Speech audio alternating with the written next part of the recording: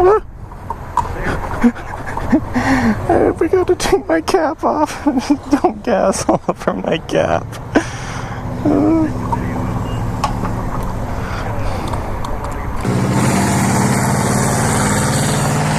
Hey Mike, you're really gonna hate me for this, bud, but my Cena just said low battery.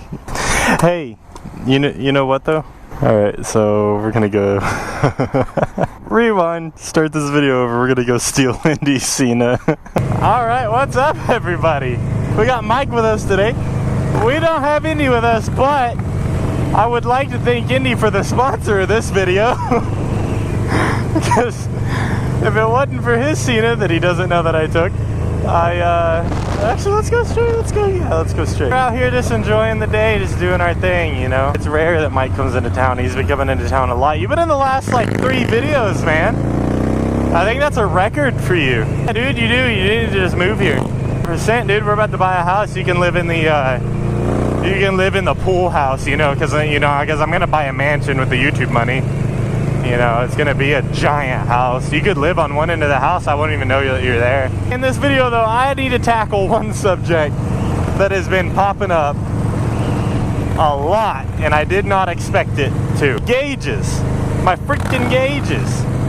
I didn't think it'd be that big of a deal. I thought like when they went out. It don't bother me because like I barely use them anyway. Like, to be honest with you guys, the biggest reason I want them on is for aesthetic purposes, for that amber light right here. That's it. I don't use it for the tack or the speed or nothing. Come to find out, to a lot of you guys, it's bothersome. Some of you guys have said it's bothersome. They said every time I wheelie, it's really hard not to notice that they're not on.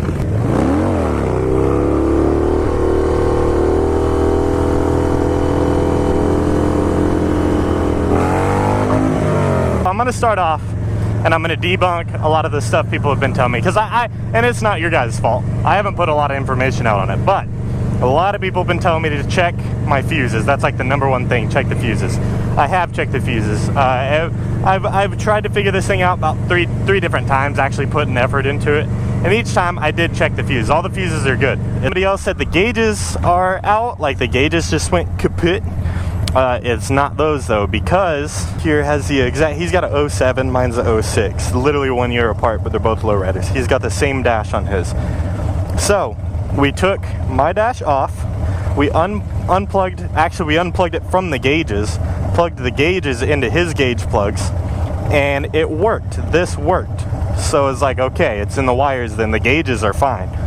So then there's, if you guys know what I'm talking about, from the gauge plugs to inside the neck right here, there's a small harness between the two because there's another plug inside here.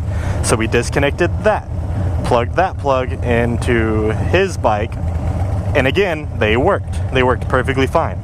So we know that that mini harness is fine. All right, so that means from the plug inside the frame to under the seat, where it goes into the main harness, disperses from the battery and all that, it's somewhere in there. The issue lies within there. So I decided to get my multimeter out, break out the old gal. I tested my plug under load versus his plug under load, and everything matched up perfectly fine except for one wire. There is one wire that's supposed to be 12 volt, and it's not 12 volt, it's dead. It's not pushing anything. I'm no expert, but I would say that's where the issue lies. It's through the frame, and it goes straight into the big fat main wiring harness, and then it disperses into the fuse box. So I followed the wire, I traced the wire all the way back to the fuse box. I found out which fuse it runs through, and again, I checked that fuse, and I checked it again once I followed the wire back, and the fuse is perfectly fine. I even put a spare in it and tried it, and it didn't make a difference. So my theory is that between the plug here and the fuse box, that wire, whatever that wire is either broken somewhere or corroded somewhere. Something's wrong with it, and that's what's causing all this. If it's bothering you guys as much as you say it is, then I'll keep working at it. I'll keep trying to figure out a way to get to that wire and single that wire out. But in my mind, the trouble of doing that is kind of not worth it. Kind of where I'm at on the whole thing. And so now you guys are up to date on what's going on. I love you guys to death though, because man, I did not, you guys are cracking me up. I did not expect that to turn into what it has. There's so many people talking about the gauges. They're so focused on the gauges. One video I had, the comment section was like 80% talking about the gauges. This is such a finely tuned piece of machinery I got here. I gotta know what RPM I'm running it at. It's hot. It's a hot one today, boys. Luckily we got this cloud that just covered up the sun, but man, it's still toasty. Dude, it feels like I can feel what that chick felt that tried to blow up that Jeep, or tried to set that Jeep on fire, and she like blew herself up. This is what she must have felt like. Yeah, this is a tree farm. My local tree farm. They sell trees and stuff.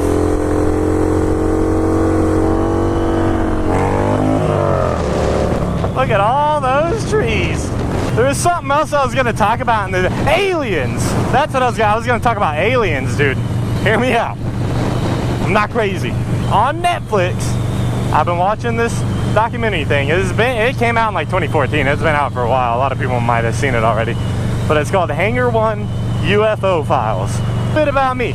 I love conspiracy theory type stuff. I love digging into it and falling down into that little wormhole and getting lost in different conspiracies. And it's interesting to me, right? I've watched alien and like UFO documentaries before, but they're all kind of the same to me, right? Like it's all just people talking about them and talking about how they could be real and stuff. Hangar 1 UFO Files, MUFON. That documentary has got some gold in it. It's about the government cover-ups, and aliens and UFO, and what our technology has to do with aliens, and the kind of history behind it.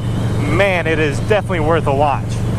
One story on there that really caught me is back in 1895, dude. Town, right? Old western town had a UFO crash. UFO crashes. The townspeople go and they start picking apart the rubble and stuff, and they find a dismembered, messed up alien body. Alien body. It's all messed up, right? We're gonna throw a funeral for this alien. And they threw a funeral for an alien. It had a headstone and everything. So, and the thing is it sounds whack, right? This was all documented. There's a newspaper from 1895 that has all this documented. It casually talks about it like it's not even big news. The newspaper talks about the crash and then talks about a time and a place that they're gonna have a funeral for this alien. And even in the newspaper it said dismembered body not from this world. They had a freaking alien funeral in 1895, dude. This is where it gets like, oh,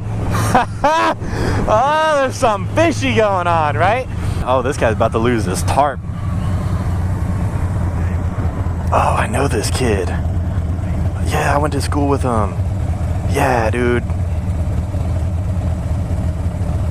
He kind of didn't like me. Should have asked him if he believes in aliens. Dude, I find a coincidence that I'm talking about alien and government cover-up on aliens, and we got a FedEx truck that's rolling up behind us? Oh, I think not.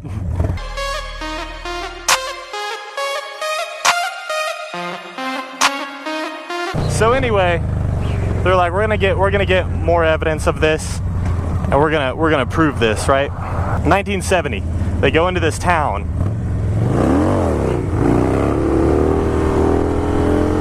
And they go to this cemetery where the alien grave is at,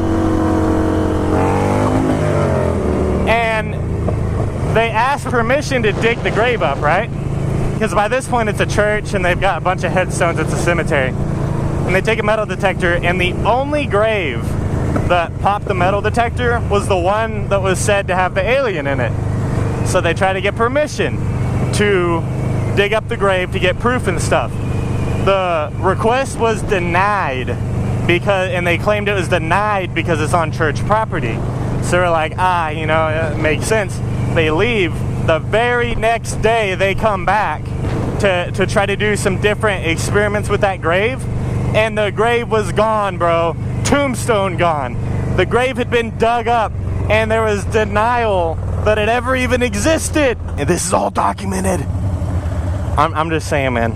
That's all I'm gonna say, because there's a lot more than that. That's just one of the stories that like blew me away. There's a lot more than that. If you guys are interested, it's Hangar 1 UFO Files. It's on Netflix, dude. It's incredible.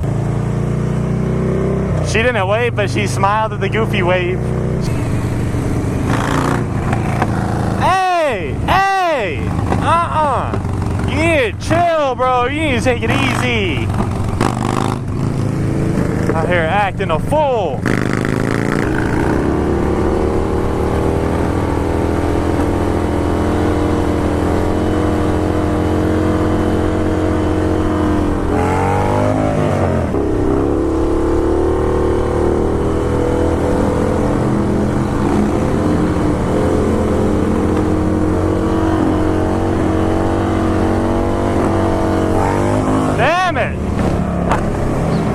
Couldn't get it to curve.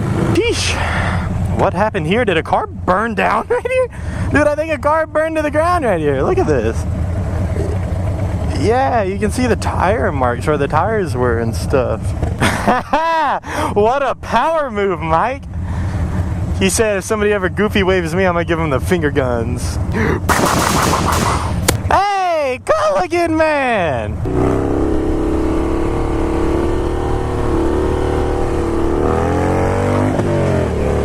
Oh, what the hell? Oh, okay. That's okay. I was almost going to road rage for a minute. Even though it didn't affect me, and it would have not affected me whatsoever, I was still going to rage and get mad to hopefully end up on Moto Madness.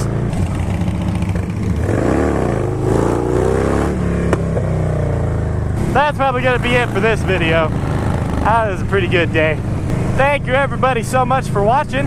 Thank all you aliens out there that might be watching. I hope you all enjoyed it. And I will see you guys on the next one. She looked like she'd call the cops on an alien.